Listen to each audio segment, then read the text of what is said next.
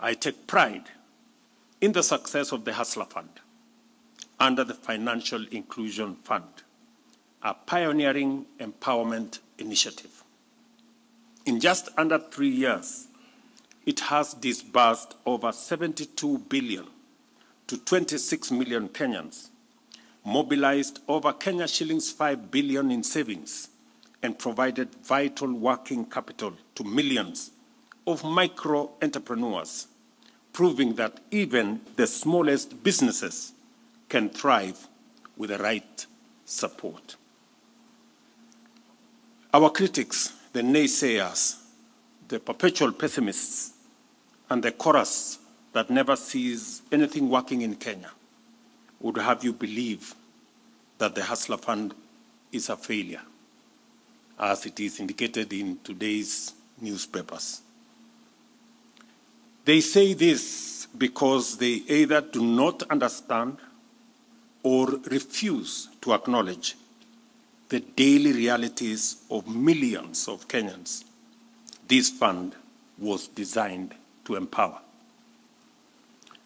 Let me give you a background to the Hustler Fund. As a member of parliament, from my home to Eldoret town, there is a place called Mailitisa. And in this Mailitisa, people sell wares, roast maize, bananas, fruits, many things.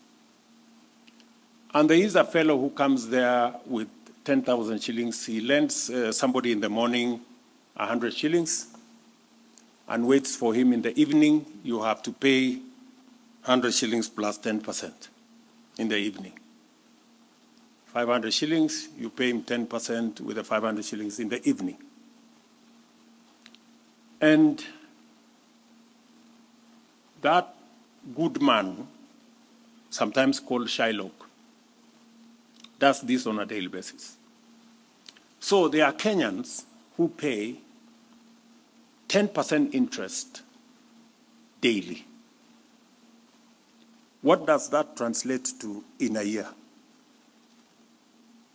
You will calculate the numbers. Why we rolled out the Hustler Fund was for 3 fundamental reasons. And that is why we called it the Financial Inclusion Fund. It was not supposed to compete with banks. It wasn't meant to replace credit in banks. It was meant to correct a market failure. That there are people who banks and financial lenders cannot touch even with the longest pole that you can find. But they exist. They are not included in the financial system, and they need support. So we rolled out the Hustler Fund to attend and to include these micro entrepreneurs.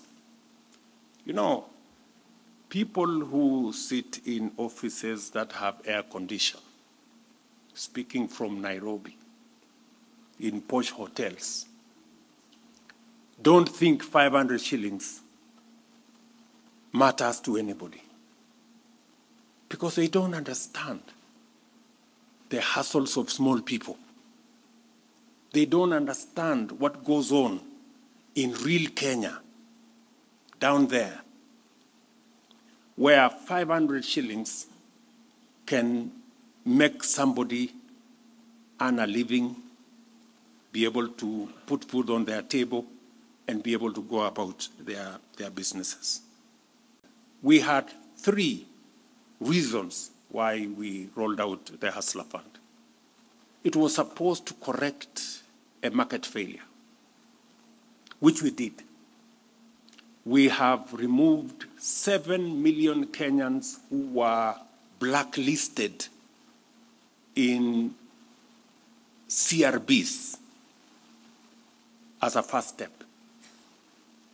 We have now data of 26 million Kenyans.